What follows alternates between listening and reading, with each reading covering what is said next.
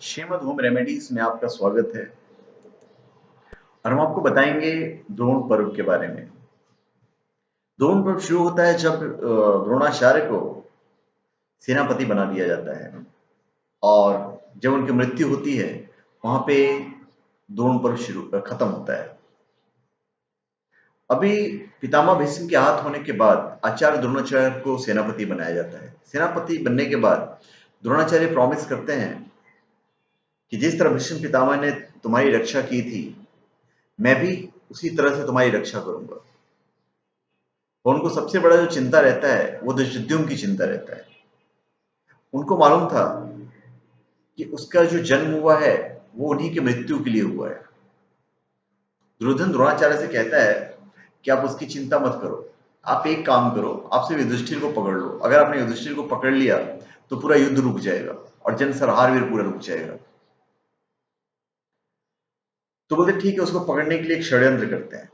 द्रोणाचार्य वचन देते हैं कि पूरी शक्ति के साथ में युधिष्ठिर को बंदी बनाने का प्रयास करेंगे, पर शर्त ये रखते हैं कि युधिष्ठिर के पास से अर्जुन को हटाना पड़ेगा, क्योंकि जब तक अर्जुन उसके साथ में है तब तक युधिष्ठिर को पकड़ पाना या बंदी बनाना बड़ा मुश्किल है।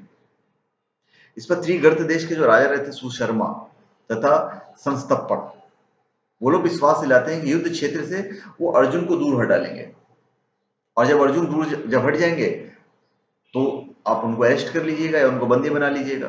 उधर पांडवों कृष्ण कहते हैं कि अब युद्ध जो होगा वो छल प्रधान होगा, क्योंकि अब कर्ण आ गया है। कर्ण बहुत बड़ा योद्धा था। अर्जुन कृष्ण को कहीं ना कहीं पता है तो था ही कि एक तो उसके पास अमोघ शस्त्र था जिससे वो अर्जुन को मार सकता था, तो कहीं ना कहीं अर्जुन इससे बड़ा था और धनुर्धर भी बहुत अच्छे थे, तो दोनों का युद्ध होता तो कांटे का युद्ध होता था। तो बोलते हैं कि अब जो युद्ध होगा वो छल का युद्ध होगा और कहते हैं कि युधिष्ठिर की रक्षा करना बहुत जरूरी है। तो हमेशा युधिष्ठिर के रक्षार्थ हमेशा जो अच्छे सैनिक हैं, जो अच्छे बाहुबली हैं, वही रहेंगे उनके साथ में। और 11वां दिन का युद्ध शुरू होता है। आज के युद्ध में सेनापति द्रोणाचार्य थे। द्रोणाचार्य के साथ दुशासन, जयद्रथ, कृतवर्मा, कृपाचार्य, अश्वत्थामा और कर्ण भी थे। सब महा महा धनुर्धर और योद्धा थे। इधर पांडवों में सबसे आगे अर्जुन था। अर्जुन को देखकर त्रिगर्तराज सुशर्मा आगे बढ़ते हैं और अर्जुन को ललकारते हैं।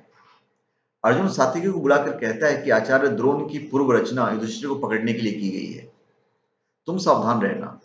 हमारी सेना का सेनापतित्व धृष्टद्युम्न कर रहे हैं, इसलिए आचार्य द्रोण डरे हुए हैं। सुशर्मा और जो संस्तप्पक जो थे वो तेजी से आगे बढ़कर अर्जुन को चुनौती देते हैं और अर्जुन ने आचार्य द्रोण को नमस्कार करके पहले उनको 2 तीर छोड़ते हैं, प्रणाम करते हैं, आचार्य उनको आशीर्वाद देते हैं और सुशर्मा अर्जुन से लड़ते लड़ते काफी दूर चले जाते हैं। शैल्य जो है भीम को रोक लेते हैं। कर्ण सात्विकी के साथ जूझ पड़ते हैं, शकुनी सहदेव के साथ लड़ पड़ते हैं। युधिष्ठिर के साथ केवल नकुल रह जाता है। तभी यह अफवाह फैल जाती है कि युधिष्ठिर को पकड़ लिया गया, बंदी बना लिया गया और अर्जुन उनकी तरफ दौड़ पड़ते हैं। तो देखते हैं कि ये धर्मराज सही सलामत है और अर्जुन जैसे वहां पे आता है आचार्य द्रोण समझ जाते हैं कि अब इसको पकड़ना नामुमकिन है, बंदी नहीं बनाया जा सकते और वो उस दिन की आशा छोड़ देते हैं और सब अपने शिविर में चले जाते हैं। फिर 12वें दिन का युद्ध शुरू होता है। आज फिर जितने त्रिगर्त थे अर्जुन को फिर ललकारते हैं और लड़ते लड़ते दूर लेके चले जाते हैं। जब अर्जुन उन्हें दूर चला जाता है, अब इधर अर्जुन युधिष्ठिर की ओर लौटने लगते हैं तो रास्ते में राजा भगदत्त हाथी पर सवार होकर अर्जुन का रास्ता रोक लेते हैं। यहाँ पे अर्जुन उसका वध कर देते हैं। इधर द्रोणाचार्य ने युधिष्ठिर को पकड़ने की बहुत कोशिश करते हैं। सत्यजीत युधिष्ठिर के रक्षक बने हुए थे। सत्यजीत ने द्रोणाचार्य के घोड़े मार दिए और रथ के पहिए काट दिए। द्रोणाचार्य ने फिर सत्यजीत को मार दिया। फिर सत्यजीत के मरने पर युधिष्ठिर रण क्षेत्र से लौट आते हैं। रात को दुर्योधन द्रोण से कहते हैं कि आप अपनी प्रतिज्ञा पूरी नहीं कर पा रहे। लगता है कि पांडव के प्रति आपका स्नेह आज भी है, वैसे भी आप अर्जुन को सबसे ज्यादा मानते हो, सबसे ज्यादा प्यार करते हो। अगर युधिष्ठिर को आप नहीं पकड़ पा रहे हैं तो फिर क्या कर सकते हैं, ये तो आपकी गलती है। बोलते हैं ठीक है, हम चक्रव्यूह की रचना करेंगे और वो चक्रव्यूह की रचना अगले दिन किया जाता है। त्रिगर्त और जो संस्पक थे वो अर्जुन को फिर ललकार देते हैं और अर्जुन को लेकर दूर चले जाते हैं। अब इनके पास पूरा इंफॉर्मेशन पहुंचता है युधिष्ठिर के पास कि भाई अब तो चक्रव्यूह की रचना की गई है अब युधिष्ठिर को मालूम है कि चक्रव्यूह को भेदना तो अर्जुन और कृष्ण के अलावा किसी को नहीं आता है। उनके हाथ वह फूल जाते हैं। इतने में अभिमन्यु आता है और कहता है कि जब वो गर्भ में थे और सुभद्रा को ये पूरी बता रहे थे कि कैसे चक्रव्यूह को भेदा जाता है सुभद्रा को, और जैसे छठा दरवाजे तक सुने थे उनको नींद आ गई थी और सातवें दरवाजे को वो सुन नहीं पाए। तो 6 दरवाजे तो मैं तोड़ दूंगा, 7वां दरवाजा मेरे बस की बात नहीं, और ना तो मुझे वापस आना आता है चक्रव्यूह से। तो भीम बोलते हैं कि ठीक है, अगर तुमने 6 दरवाजे भेद दिए तो 7वां दरवाजा मैं तोड़ दूंगा। अब अभिमन्यु के नेतृत्व में ये लोग चक्रव्यूह भेदने के लिए चले जाते हैं। पहले दरवाजे पर जयद्रथ खड़ा था और जयद्रथ सारे पांडवों को रोक लेता है। दूसरे द्वार पर द्रोणाचार्य थे और तीसरे पर कर्ण। सबको युद्ध करता हुआ, सबको हिलाता डुलाता, सबकी अकेला ही बैंड बजाता हुआ चौथे द्वार पर अश्वत्थामा की बैंड बजाता है, सबको हटाकर 5वें द्वार पर बढ़ जाता है। कर्ण की सलाह पर सातों रथियों अभिमन्यु को घेर लेते हैं और अभिमन्यु यहाँ पे घोर संग्राम करता है, पर चारों ओर से प्रहार किया जाता है। छठे दरवाजे तक को भी तोड़ देता है और इतना प्रचंड युद्ध करता है कि जितने भी उनके धनुर्धर थे, जितने भी महाबली योद्धा थे, सबकी हालत पतली हो जाती है। फिर दुर्योधन का पुत्र लक्ष्मण था, उसने गदा से प्रहार किया उसके ऊपर, अभिमन्यु के ऊपर, और अभिमन्यु घायल हो जाता है। उसी गदा को फेंक कर फिर इसने लक्ष्मण पे वार किया, जिसे लक्ष्मण मर जाता है। और यहाँ पे दुर्योधन पूरी तरह से आंखें से बाहर हो जाता है और बोलता है इसका वध कर दो। अब जितने भी महाबली थे, कृपाचार्य, अश्वत्थामा, कृतवर्मा, सब लोग मिलकर, इवन कर्ण, सब लोग मिलकर वहां पे अभिमन्यु का वध कर देते हैं। छल, इसे समझ लीजिए कि सबसे गंदी जो नीति होती है, सारी युद्ध नीति को भूलकर एक अकेले को 6-7 लोग मिलकर मार देते हैं। जब ये उनके पास मैसेज पहुंचता है सुभद्रा और उनकी माँ सुभद्रा के, उत्तरा और सुभद्रा के पास, तो लोग युद्ध भूमि में आते हैं और उत्तरा बोलती है कि हम सती होंगे, और वहां पे सुभद्रा रोक लेती है, बोलती है तुम प्रेग्नेंट हो, माँ बनने वाली हो, गर्भवती हो, तो तुम सती नहीं हो सकती हो। कृष्ण भी यही कहते हैं। अब ये पूरा जो हुआ उसके पीछे जयद्रथ का हाथ रहता है। तो वहां पे अर्जुन बोलते हैं कि अगले दिन की सूर्यास्त से पहले मैं जयद्रथ को मार डालूंगा। अगर मैं जयद्रथ को नहीं मार पाया तो मैं चिता में समा जाऊंगा। अब जो 14वें दिन का जो युद्ध होता है, 14वें दिन के युद्ध में फिर सकट व्यूह बनाते हैं द्रोणाचार्य और जयद्रथ को बीच में रखते हैं। अब घमासान युद्ध होता है, द्रोणाचार्य सामने खड़े रहते हैं। अर्जुन देखता है कि इनको जीत पाना बड़ा मुश्किल, तो दूसरे द्वार में प्रवेश करते हैं। और इतने में क्या होता है कि सनसेट हो जाता है। ये तो कृष्ण की लीला थी, सनसेट हो जाता है। अब इधर सारे कौरव खुश हो जाते हैं कि अब तो वचनानुसार चिता बनाई जाएगी और अर्जुन उसमें प्रवेश कर जाएंगे, तो हम तो युद्ध ऐसे ही जीत गए। तो अर्जुन पूरा गांडीव उतारते हैं, तीर धनुष उतार के रख देते हैं और चिता बनाया जाता है, उसमें अर्जुन को प्रवेश करना था। तो कृष्ण कहते हैं कि तुम क्षत्रिय हो, क्षत्रियों का धर्म है, तुम निहत्थे कहाँ जा रहे हो, अपना धनुष बाण लो और धनुष बाण लेकर तुम जाओ वहां पे, चिता पे चढ़ना ही है तो।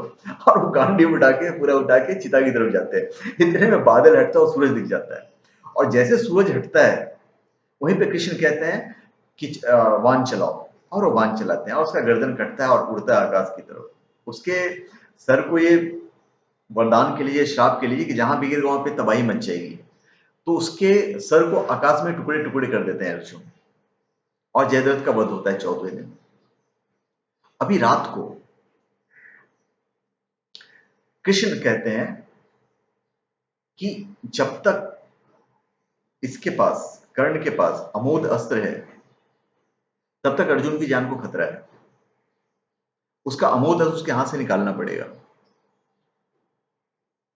और कृष्ण बोलते हैं कि रात को घटोत्कच को भेजा जाए कौरवों की सेना के लिए। तो युधिष्ठिर कहते हैं कि ये तो न्याय के खिलाफ है, युद्ध के खिलाफ है, क्योंकि रात को हम इस तरह किसी को नहीं मार सकते हैं।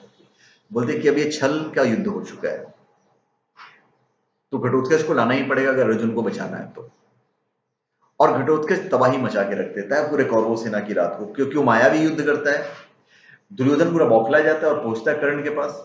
कर्ण बोलता है कि ये तो मैं चलना, इस अस्त्र से तो मैं नहीं मारूंगा, मैं दूसरे अस्त्र प्रयोग करूंगा, क्योंकि ये तो मैंने अर्जुन के लिए बचा के रखा हुआ है। तो बोलता है तो अर्जुन को तो तुम तब मारोगे जब युद्ध क्षेत्र में आएगा, ये तो युद्ध होने का नौबत ही नहीं आने देगा घटोत्कच, उससे पहले पूरी सेनाओं को खत्म कर देगा। तो यहाँ पर जो अमोघ अस्त्र उन्होंने अर्जुन के लिए बचा के रखा था, वो घटोत्कच पर छोड़ देते हो। और अर्जुन को मारने के लिए उनके पास अब कोई शक्ति नहीं रहती है। अभी 15वां दिन जो युद्ध होता है वो द्रोणाचार्य की मृत्यु वाला दिन होता है। रात के आक्रमण के बाद कौरव बहुत गुस्से में थे और घमासान युद्ध होता है। द्रोणाचार्य बहुत क्रोधित थे, उन्होंने हजारों पांडव सैनिकों को मार डाला और युधिष्ठिर की रक्षा में खड़े द्रुपद और विराट को भी मार देते हैं। द्रोणाचार्य के इस रूप को देखकर कृष्ण भी चिंतित हो उठते हैं। वो सोचते हैं कि पांडवों की विजय के लिए द्रोणाचार्य की मृत्यु आवश्यक है। वो अर्जुन से कहते हैं कि आचार्य को समाचार दो कि अश्वत्थामा का निधन हो गया है। अर्जुन बोलते मैं ये झूठ नहीं बोल सकता। फिर वो युधिष्ठिर को कहते हैं क्योंकि तुम तो मतलब ऐसा है कि तुम झूठ बोलते नहीं हो, तो तुम कहोगे तो 100% लोग मान लेंगे, उसके लिए वो मान जाते हो। पर बोलते हैं कि मैं झूठ नहीं बोलूंगा। तो वो बोलते हैं अश्वत्थामा मारा गया, नर नहीं कुंजर। पर जैसे वो नर बोलते हैं वहां पे शंख बजा देते हैं श्री कृष्ण और वो सुन नहीं पाते हैं। उनको लगता है उनका पुत्र मारा गया और वो शस्त्र नीचे रख देते हैं और वो ध्यान लगा के देखने लगते हैं कि उनका पुत्र मारा गया है नहीं मारा गया। और यहीं पे धृष्टद्युम्न जो है तलवार से उनका सर उड़ा देता है, काट देता है और द्रोणाचार्य की मृत्यु होती है। और यहीं पे हमारा 14वां दिन, 15वां दिन था ये, 15वां दिन हमारा युद्ध खत्म होता है द्रोणाचार्य की मृत्यु के साथ। तो धन्यवाद। आप हमारे चैनल पे सब्सक्राइब करें और अपने कमेंट दीजिए। धन्यवाद।